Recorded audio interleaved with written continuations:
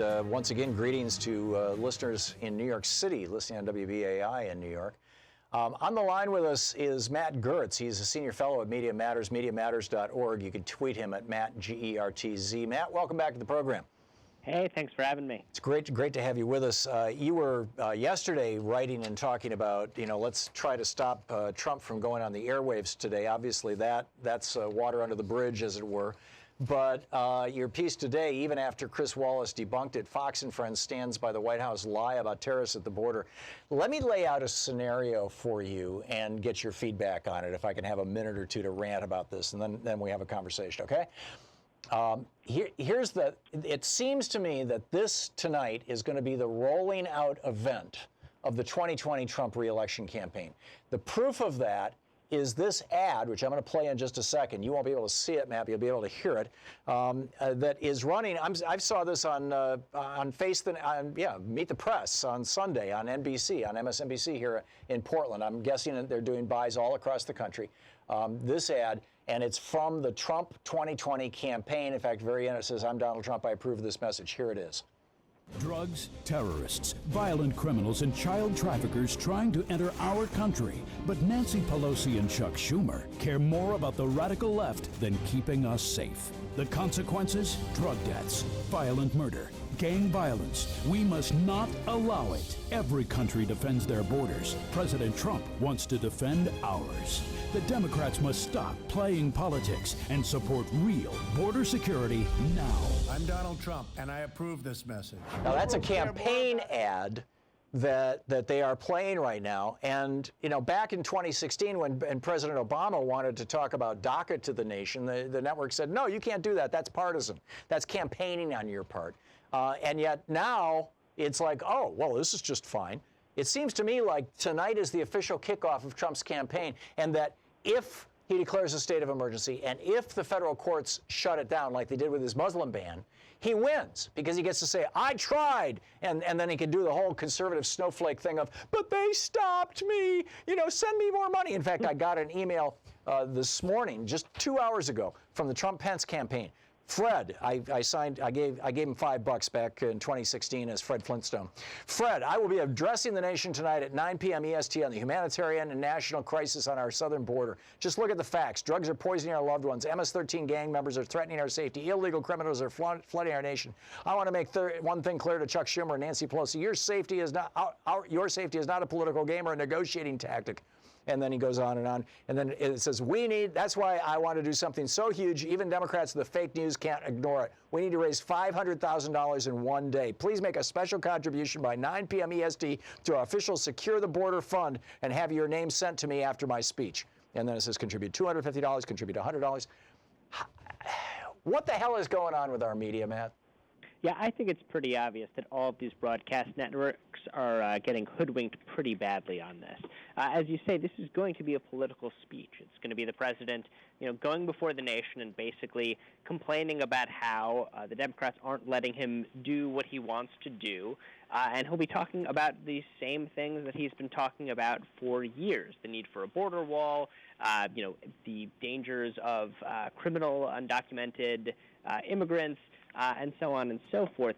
We're only supposed to have these sorts of big presidential addresses where everybody preempts their programming when the president is doing something really urgent. This is just going to be, as you say, it's a stump speech, right? It's him basically going through all of the stuff that he's been going through for a very long time, and he's managed to get all of these networks to give him their airtime, basically because they're afraid of him. They think that if they don't give him what he wants, then he'll say mean things about the fake news media again. And do you think it's that they're afraid of him, or that they are salivating at the ratings? Donald Trump is a reality TV star. He made a hell of a lot of money for NBC. You had Les Moonves, the CEO of CBS, saying to his shareholders on a shareholder call, Donald Trump may be terrible for America, but he sure is profitable for CBS. Keep it up, Donald.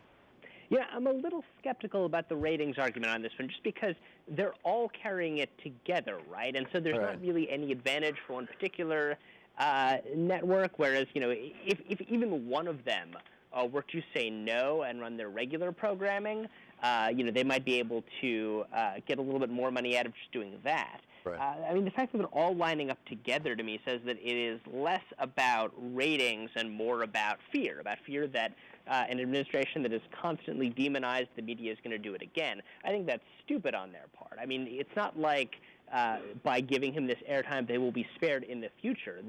Yesterday morning, hours before the White House asked for this time, the president was tweeting about how, the fake news media is out to get him, and he'll continue doing that tomorrow, regardless of what happens tonight, or whether he gets covered or not. But yeah, I mean, the real emergency for the president right now is with his base. It's the sense that if he doesn't deliver on the wall, or at least show that he's putting up a good fight, that they're going to abandon him. That's why we ended up with this with this government shutdown in the first place, right? Yeah. I mean, there's another real emergency Go ahead. I'm sorry. The Senate unanimously passed, budget legislation. We were all set to move on, and then the president watched some Fox News where they were complaining that he was about to, abandon his wall, and he instantly, changed on a dime and shut down the government. Right. And I think this is working for him in conservative circles. But it seems to me like the real emergency he's facing is the TSA. If TSA stops staffing, they got all these guys calling in sick. The lines are getting longer and longer. And as long as it only hits economy passengers, it's not going to probably be that big a deal. If the lines go from 30 minutes to an hour, which is they're in that range right now. But if the TSA gets strategic and starts shutting down the pre-lines where the media travels through, where the executives travel through, where wealthier people travel through, there's going to be hell to pay. If U.S. congressmen cannot get back to their districts for the weekend, this whole thing is going to go away pretty fast. That's right, and I think we're within a week of that because their next pay period is coming up next week, and if that happens, he's got a serious problem on his hands. So I think he just wants to declare victory, toss it to the federal courts, even though the federal courts will block him in all probability, just like they did with the Muslim ban. He was happy with that. He was very happy because he got to play martyr. He got to play snowflake. In fact, 3 different times it went to the federal courts, the Muslim ban, and every time he used it again to tell his base, see, I'm keeping these brown people from the Middle East away. Now I'm keeping the brown people from south of the border away. Yeah, and I think this is the sort of broader danger that you have with someone like Donald Trump in the White House, right? I mean, there's a general sense that we could have these sorts of broad national emergency statutes because no one would use them for something this blatantly political and this obviously, something that did not qualify on this level.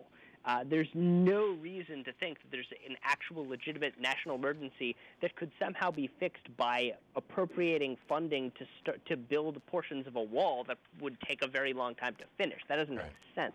That's why you have the budget process. If the president wants to get his wall built, he needs to get Congress to appropriate funding for it. That's how this is supposed to work. And Republicans controlled Congress for the last 2 years and didn't bother to do this. So that pretty clearly says that most of the Republicans in Congress don't think this is worth doing either. Right. No, and they haven't for some time. And in fact, all of the easy, the low-hanging wall stuff has already been built, mostly by Bill Clinton and George W. Bush.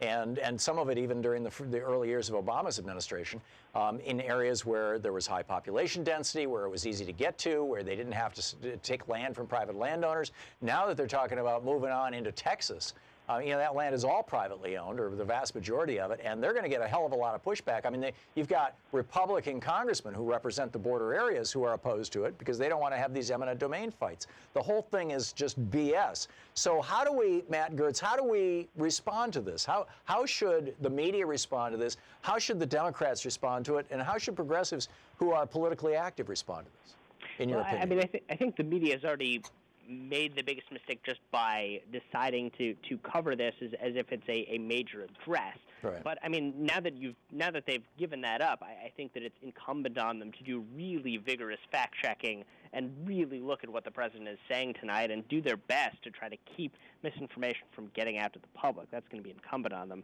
For the Democrats, I mean, I think they too are going to be spending a lot of effort trying to, get the focus back on the need to reopen the government and on the damage that the president's doing to the country by refusing to reopen it. Right. And I think progressives need to be pushing on both of those levers, both on the media and on the Democrats, to get them to do their jobs. Yeah, amen. And we'll see. TSA, I think, may have the final say on all this, but time will tell.